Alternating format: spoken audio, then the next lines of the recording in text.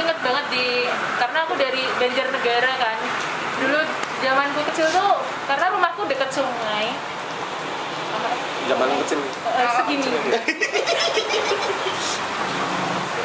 Segini.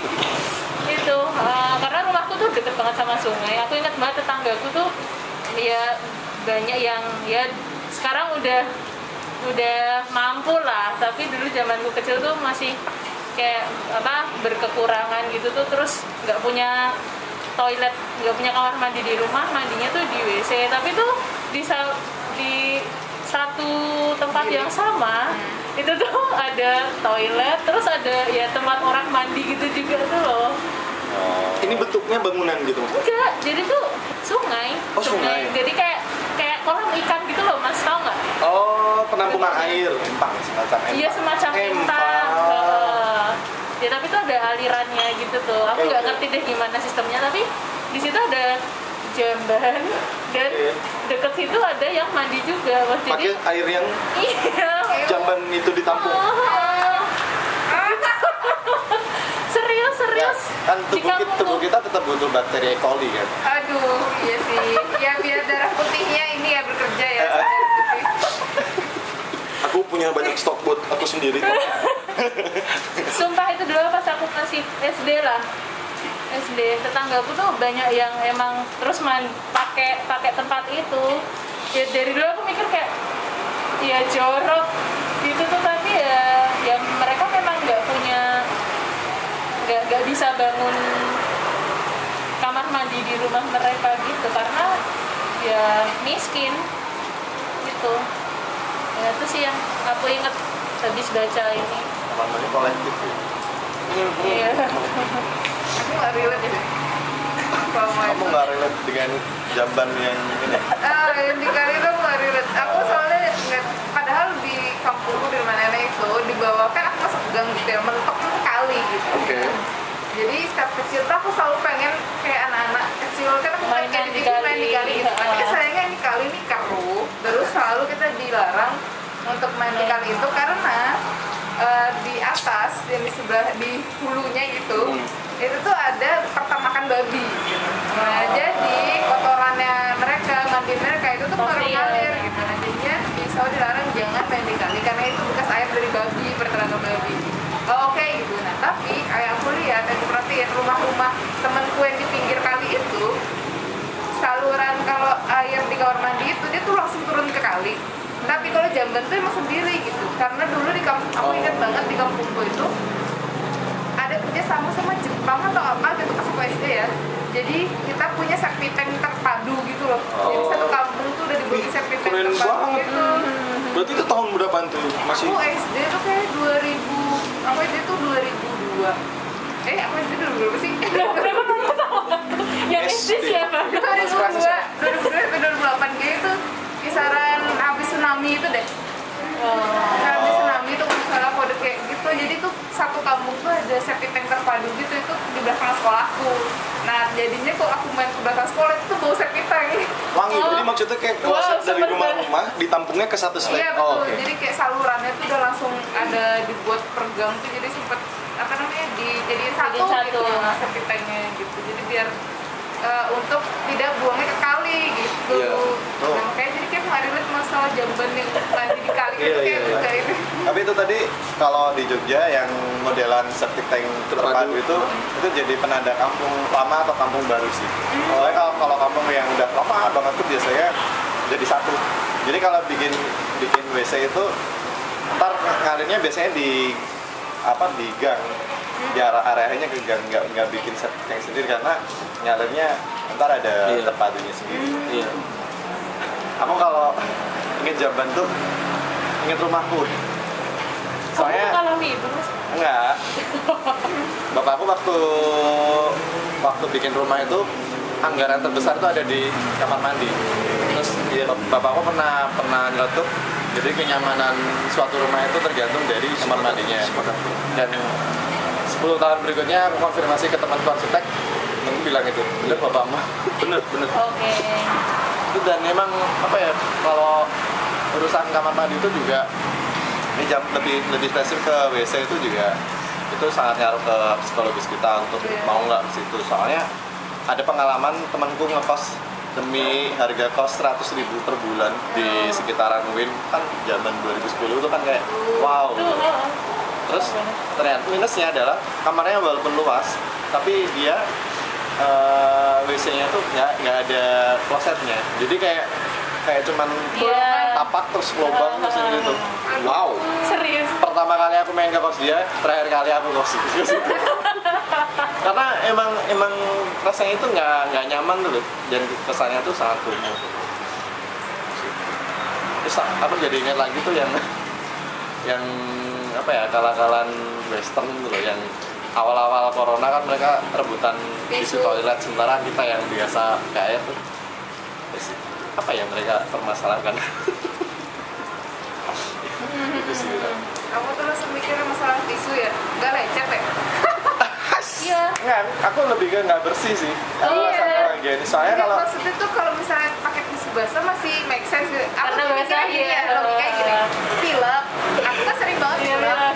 Kamu pakai tisu aja sama lecet ya belum. Nah, abis itu tuh kayak itu area sensitif, tipis. iya, Terus kayak kalau sakit tuh sambat ke dokternya tuh nggak elit gitu loh. Alasannya apa gitu? Lecet kena tisu. Sebelah mananya? Aku termasuk yang, I don't know, kolot banget atau kuno banget, nggak bisa. Kecuali terpaksa dan itu tisu basah. Iya. makanya aku naik gunung tisu basah lah ya gitu. Daripada nggak bisa gitu. Makanya itu terima kasih banget sih tisu basah tuh, kayak zaman itu belum ada, aku nggak kepikiran pakai tisu kering soalnya. Yang nemuin tisu basah siapa ya? Jadi Iseng mungkin ya. Jadi pernah waktu kalau ke fasilitas umum yang itu toiletnya western banget gitu misalnya, ya duduk kayak apalah. Tapi yang aku pastiin bisa pakai air enggak? Nah, ada Kalau enggak bibitnya aku mending ku tahan. Mending ku tahan. Kalau soal jamban ya, empang gitu. Aku juga relate banget loh. Jadi ini aku agak bingung sebenarnya. Aku kecil di Bima nih sampai usia 6-7 tahun lah. Baru ke Jakarta untuk sekolah waktu itu. Nah, di Bima kami sudah mengenal sistem kloset. Walaupun belum semua rumah. Nah, kebetulan rumahku udah. Terus yang minusnya mungkin waktu itu bapakku mikirnya yang penting ada kloset dulu aja gitu. Jadi klosetnya itu tidak terhubung dengan sumber air, lebih ke kayak gitu. Jadi kalau kita mau buang gitu, kita nampung air dulu karena sumber airnya itu dari pompa. Nah, kita bawa masuklah tuh airnya pakai ember, baru kita buang kan gitu. Jadi nggak ada keran sih kayak gitu. Tapi aku sudah lebih bersyukur karena udah ada kloset. Karena teman-temanku yang lain di kampung atau tetangga yang nggak punya kloset di rumah, ya kekali. Iya benar. Kekali. Kekali. Dan itu lucunya mereka pasti bawa sabun colek krim gitu. Iya benar. Untuk Bener. apa? Untuk nakutin komodo atau biawak yang datang mendekat saat kita buang. Itu diapain? Dilempar aja, mereka takut sama bau sabun. Oh gitu. Kan nyengat banget kan. Nyengat itu banget. kan. Bau sabun colek Aku tuh. nggak Iya. tahu, nggak paham. Nah, Jadi dia takut. kocaknya itu kocak banget sih. Aku ya sebagai anak kecil pernah lihat temanku, dan kalau aku nggak salah ingat kayaknya aku pernah ikut, walaupun itu yang buang air kecilnya ya. Soalnya aku nggak bisa kalau buang air besar. Ya, pada gitu lah. Oh my god. Yang dibayangkan. Iya. Padahal mungkin waktu kecil aku nggak yang gimana-gimana banget, tapi udah gede nginget lagi gitu, kayak jadi aneh. Nah, pindah ke Jakartanya pinggiran ya, Jakarta Barat, ujung banget. Yang ibaratnya di sini nih rumahku, aku ke Lampu Merah itu udah Tangerang, Kabupaten Tangerang, pinggir banget memang. Kalau naik KRL itu stasiun terakhir yang administratifnya masih DKI, Kalideres. Habis itu udah Polres Tangerang. Nah, masih banyak orang-orang Betawi yang emang asli situ, dan mereka masih menggunakan sistem empang dan jamban.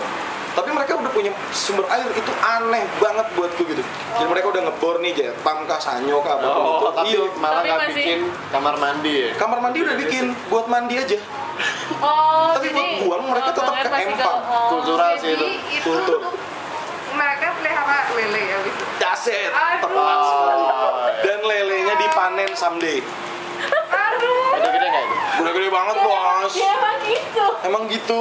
Nah, kita sebagai pendatang gitu sering banget dapat lele kalau mereka lagi panen. Wow. terus kita terima, Terus kita ingat.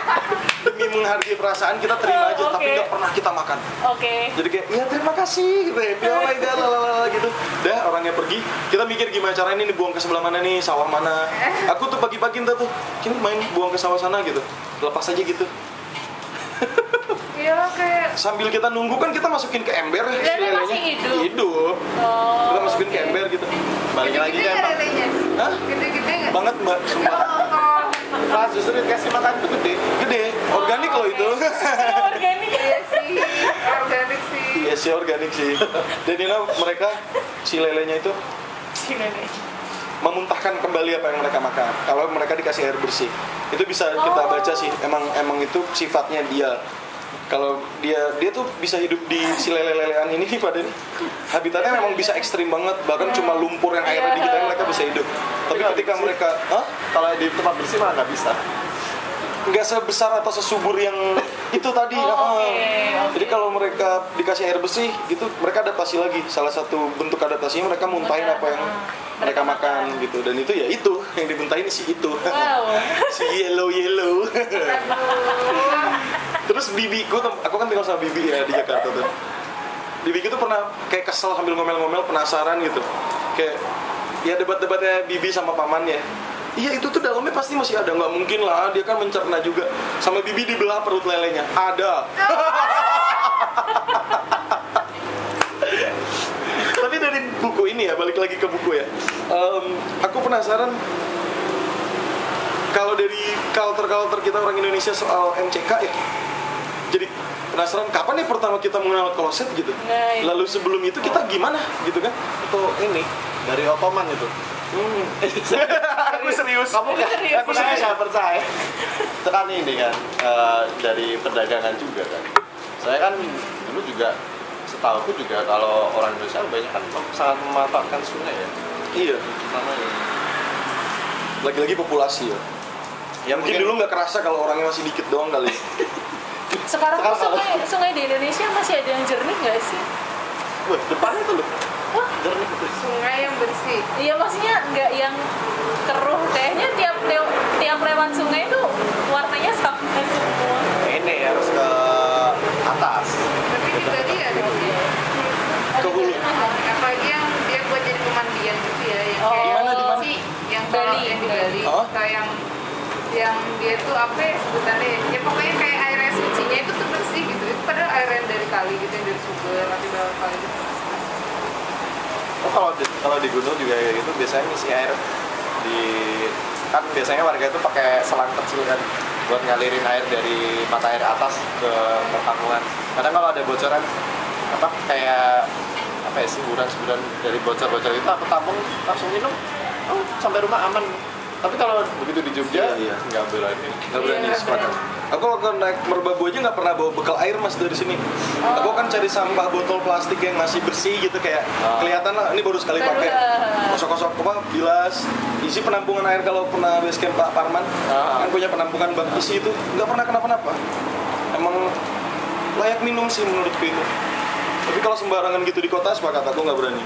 Ya di kota udah. Tapi alhamdulillah ya waktu kita di Indonesia itu masih MCK-nya masih di sungai, kita nggak kena Ebola gitu loh. Kayak kan kalau di Afrika Oh iya benar. Ebola itu kan dari dia MCK di sungai, Iya. airnya tercemar. Iya. Aku melihatnya lebih ke karena sistem filtrasi alami sungai kita sebenarnya bekerja. Makanya aku penasaran banget. Yakin aku sebelum sistem kloset itu datang sudah ada yang pakai buang di sungai. Aku yakin ada gitu. Tapi tidak jadi wabah penyakit tertentu atau apa karena populasi mungkin masih minim sekali iya. gitu kecil. Yang bisa aku bayangin ya mungkin mereka hanya mencucinya di sungai, ngebuangnya di tanah, misal kayak gitu, menggali tanah dan sebagainya gitu.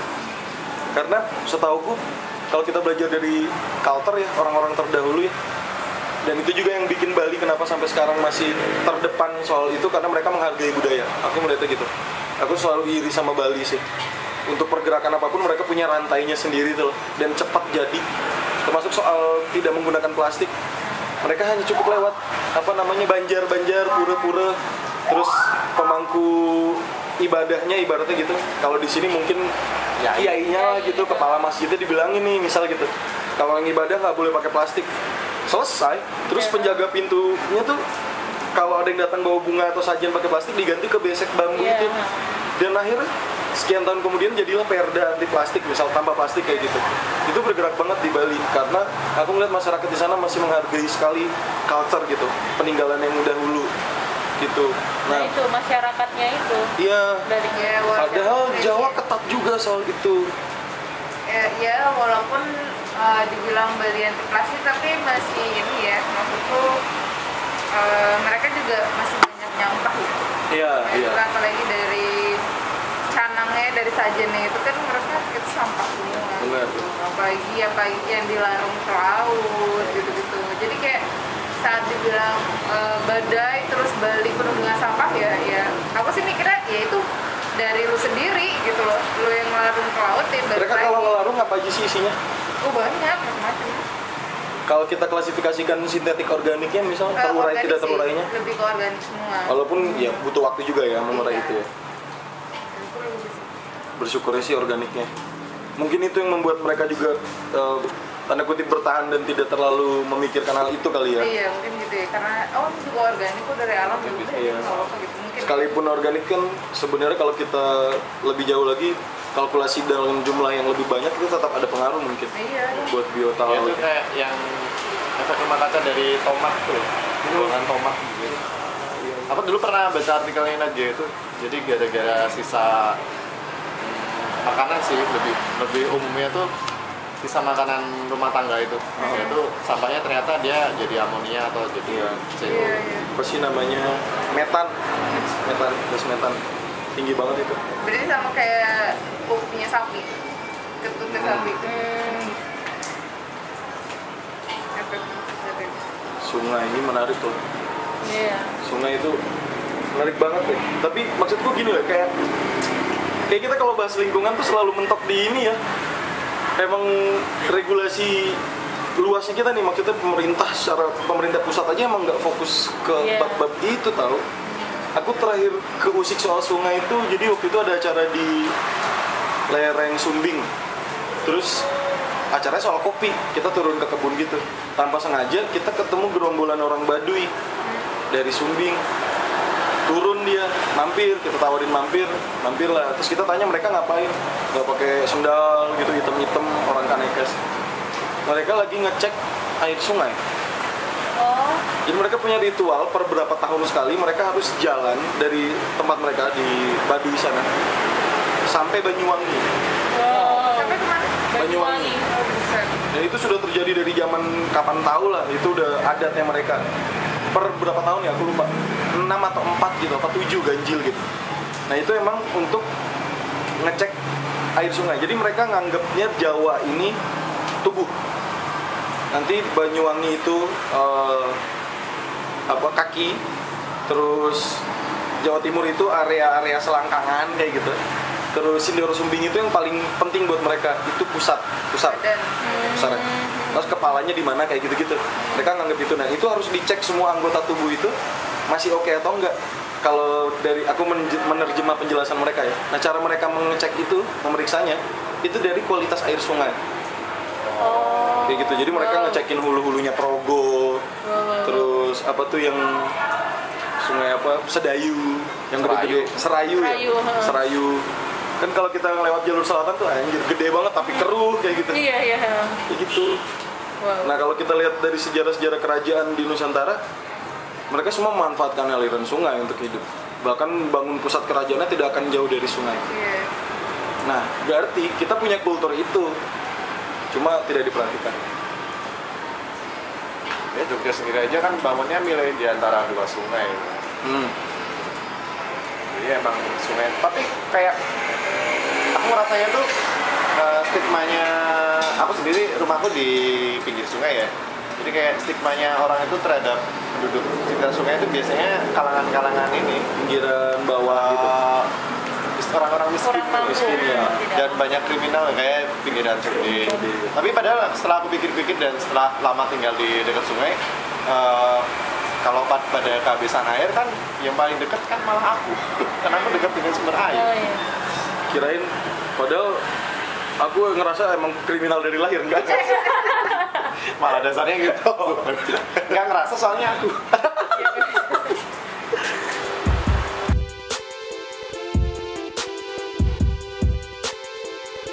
Jika kalian suka dengan konten ini, subscribe dan bagikan ke teman-teman kalian. Atau dukung kita dengan klik link support yang ada di description box. Terima kasih sudah menonton. Sampai jumpa lagi.